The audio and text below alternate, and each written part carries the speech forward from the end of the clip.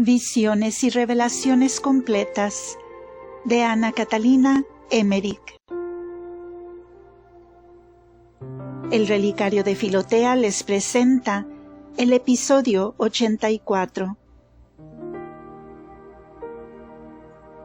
Genebris era una hermosa ciudad. Tenía una sinagoga y una escuela, y otra especie de academia para enseñar a hablar, y había mucho comercio. Natanael tenía su despacho a la entrada de la ciudad, donde había otras casas. Natanael no fue a la ciudad, aunque los discípulos y amigos le instaban. Jesús enseñó en la sinagoga, y con parte de sus discípulos tomó algún alimento en casa de un rico fariseo. Otros discípulos precedían ya en el camino. Jesús dijo a Felipe que fuese a Natanael y lo trajese a su presencia mientras caminaran. Aquí en Genebris trataron a Jesús con mucho respeto. Pedían que se quedase más tiempo entre ellos y se compadeciese de los enfermos, ya que era compaisano. Empero Jesús partió de allí muy pronto hacia Caná. Mientras tanto, Felipe había llegado a casa de Natanael. Había allí algunos más de los escribas. Natanael estaba sentado a su mesa, en un cuarto de la parte superior de la casa. Felipe no había hablado nunca de Jesús con Natanael, porque no había estado con los otros en Genebris. Era muy conocido de Natanael y habló con mucho entusiasmo de Jesús, que era el Mesías del cual hablaban las profecías, que al fin lo habían encontrado, a Jesús de Nazaret, hijo de José. Natanael era un hombre alegre, vivo, decidido y aferrado a su modo de pensar, aunque sincero y sin doblez. Dijo pues a Felipe: ¿qué puede venir de bueno de Nazaret? Sabía él que Nazaret tenía fama de gentes contradictorias, con poco fundamento de ciencia, y sus escuelas no gozaban de fama. Pensaba Natanael: un hombre formado en la escuela de Nazaret podrá contentar quizás a los pobres y sencillos habitantes de esa comarca, pero no satisfacer las ansias de saber que él sentía. Felipe le dijo que lo mejor sería ir, ver y examinar, que ahora iba a encontrarlo de camino hacia Caná. Entonces bajó Natanael con Felipe por el camino corto, que los esperaba del camino real que debía seguir Jesús. Y en efecto, allí encontró a Jesús, en medio de algunos discípulos, callado en ese momento. Felipe estaba ahora, después que Jesús le dijo: «Sígueme», muy contento y confiado, en comparación de antes, que se mostraba tímido, y así clamó a Jesús cuando lo vio: «Maestro, aquí traigo a aquel que dijo: ¿qué de bueno puede salir de Nazaret?». Jesús habló a sus discípulos y les dijo: «He aquí un verdadero israelita en quien no hay doblez». Esto lo dijo Jesús con gozo y con amor, y Natanael contestó: «¿De dónde me conoces?». Que era decir: «¿Cómo sabes que soy sin falsedad y sin mentira, ya que nunca me has visto antes de ahora?». Entonces dijo Jesús: «Antes que Felipe te llamase, te he visto, cuando estabas bajo la higuera». Mientras decía esto, lo miró Jesús con una mirada que penetró su conciencia, haciéndole recordar algo. Entonces se despertó en él el recuerdo de que Jesús era aquel que pasando le dirigió antes una mirada de advertencia que le infundió extraña fortaleza para resistir una tentación que había tenido mientras estaba bajo un árbol de higos, en un lugar de recreo de baños calientes, cuando miraba hacia el lado donde había hermosas mujeres que jugaban con frutas en un lado de la pradera.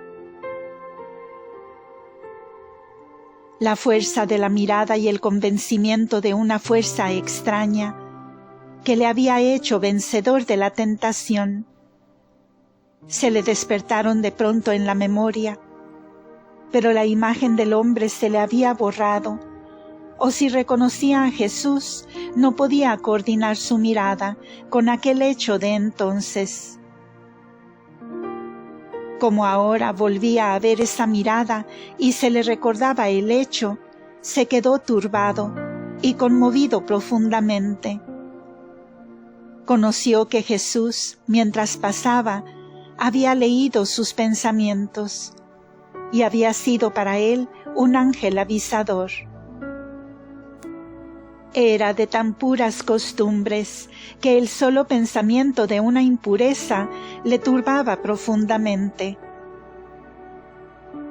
Vio, pues, de repente en Jesús a su Redentor y Salvador, y el conocimiento manifestado por Jesús de saber su íntimo pensamiento bastó a Natanael, que era de corazón recto, sincero y pronto a la gratitud, para reconocer a Jesús y confesarlo contento delante de todos los discípulos. Se humilló al oír las palabras de Jesús y dijo prontamente: Rabí, tú eres el Hijo de Dios, tú eres el Rey de Israel. Contestó Jesús: ¿crees porque te he dicho? Te he visto bajo la higuera. En verdad te digo, verás cosas mayores.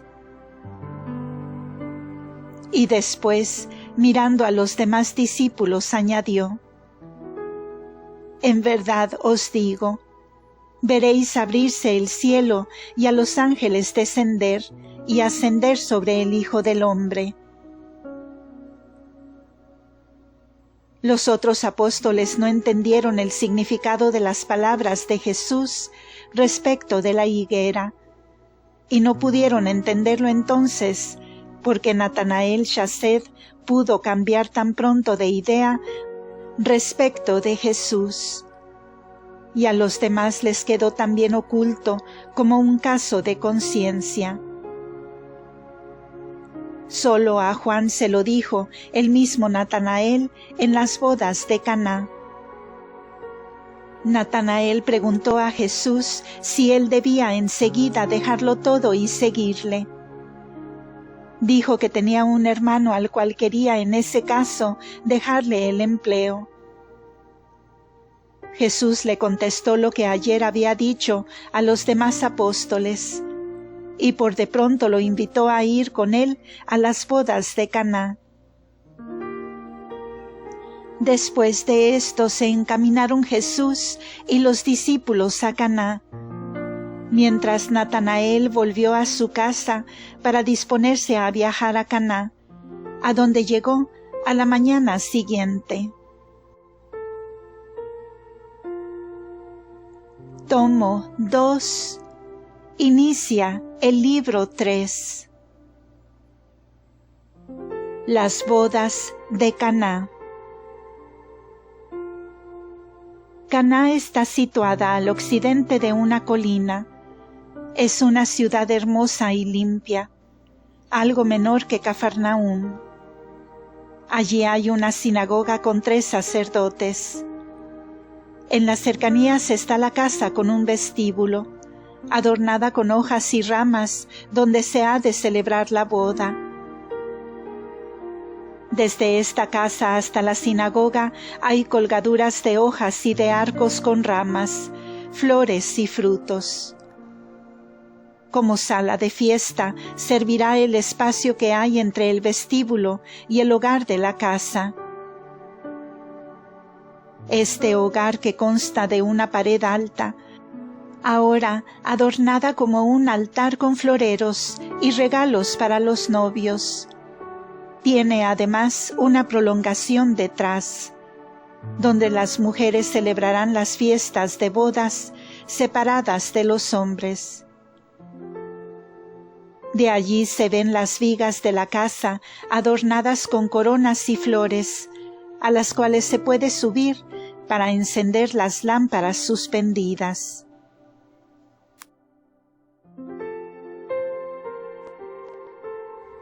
Cuando Jesús llegó con sus discípulos, fue recibido por María su madre, por los padres de la novia, por el novio y por los demás que le habían precedido, y tratado con mucha reverencia, saliéndole al encuentro a cierta distancia de la casa.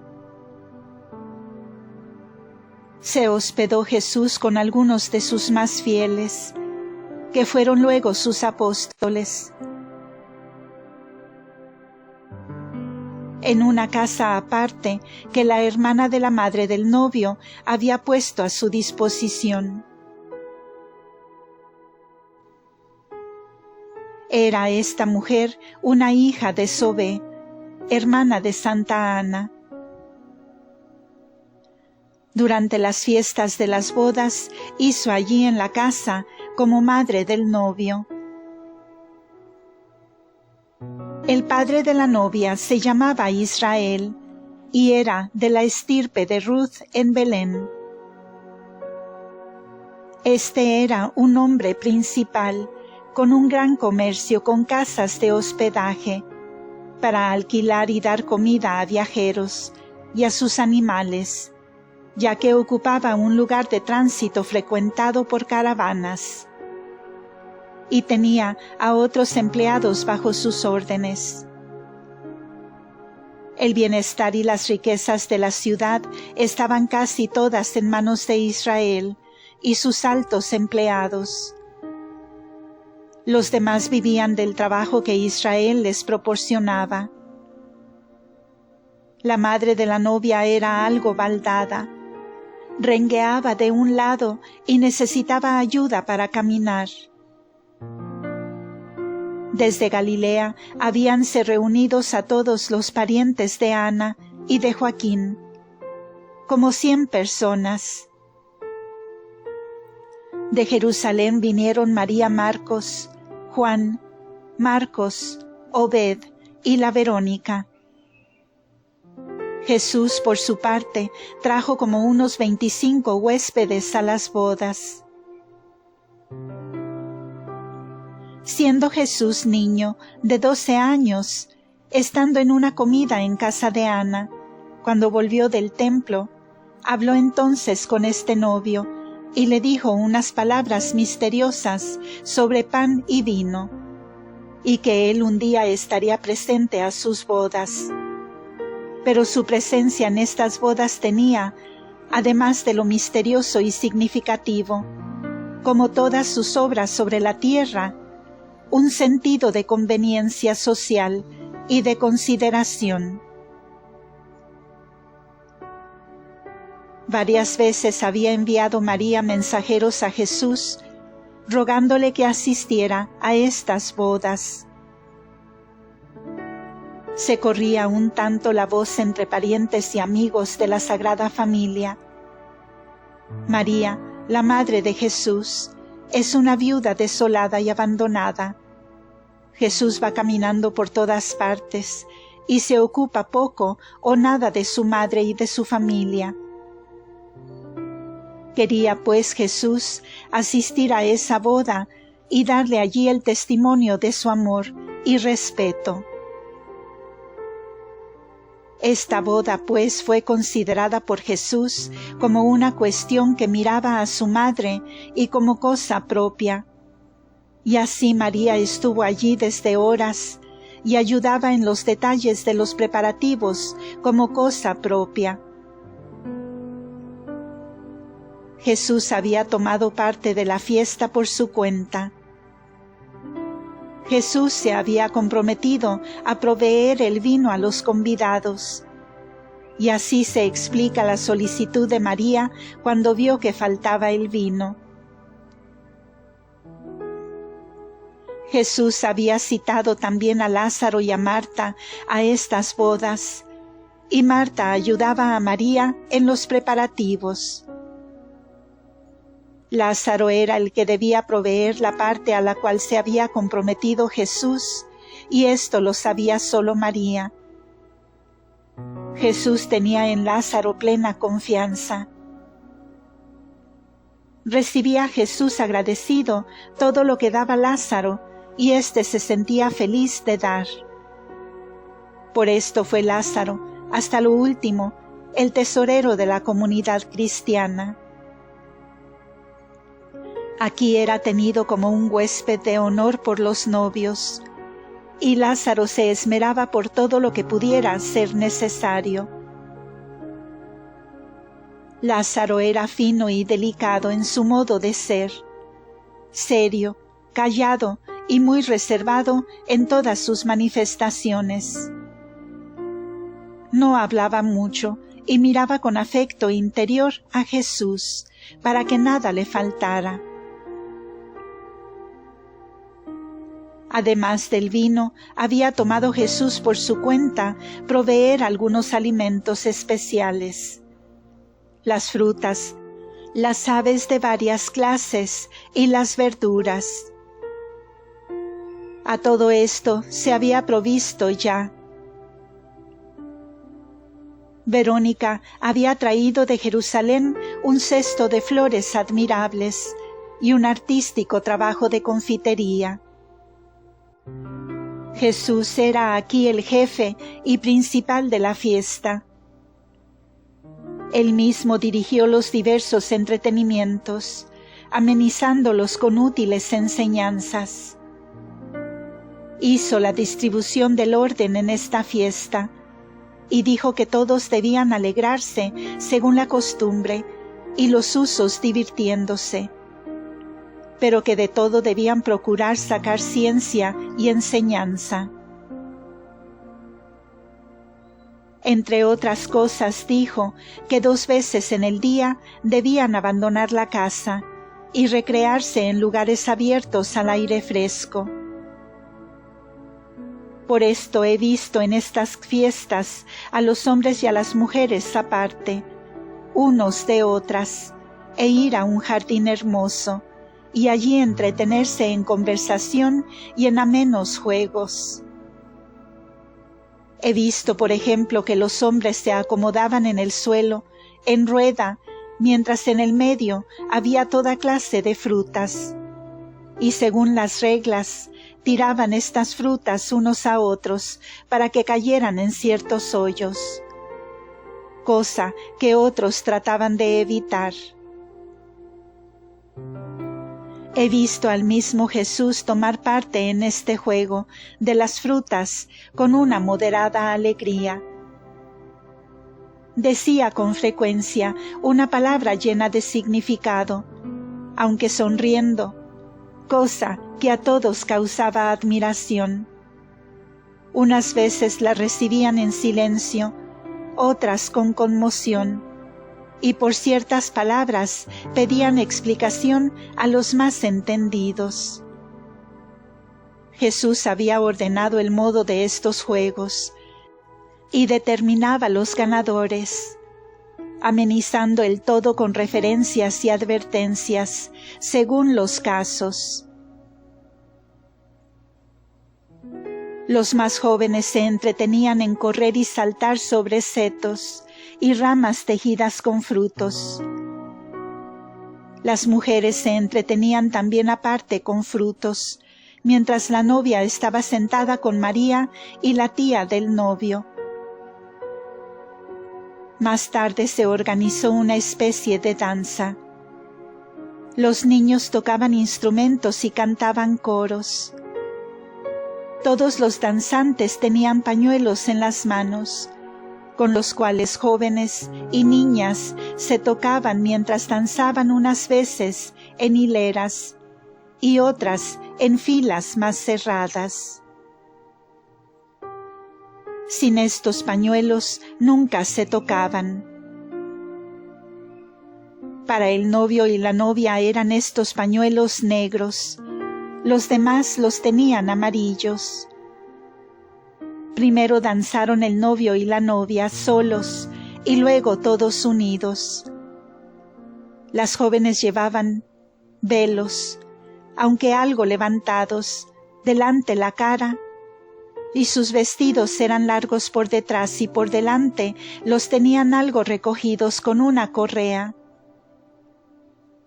Estas danzas no consistían en saltos y brincos, como entre nosotros. Era más bien un caminar acompasado en líneas de varias clases, mientras se movían al compás de la música con las manos, cabeza y cuerpo. Me recordaba los movimientos de los fariseos cuando hacían oración. Todo era un conjunto decoroso y agradable. De los futuros apóstoles no danzó ninguno. En cambio lo hicieron Natanael, Chased, Obed, Jonatán y otros discípulos. Las que danzaban eran todas jóvenes, y todo procedió en orden y alegría, con un contento reposado.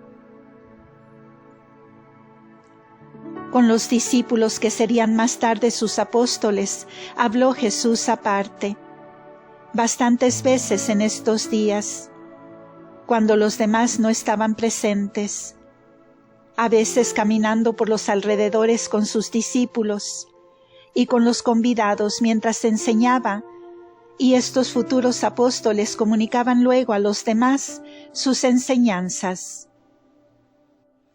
Estas salidas y paseos servían también para que pudieran hacer sin estorbo los preparativos de las fiestas.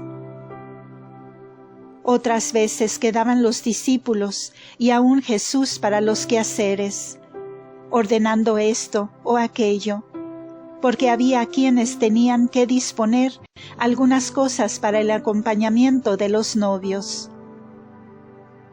Jesús deseaba que en esta fiesta solemne se pudiesen conocer todos, parientes y amigos, y que todos los que hasta ahora había ya elegido estuviesen reunidos y se conociesen y tratasen abiertamente.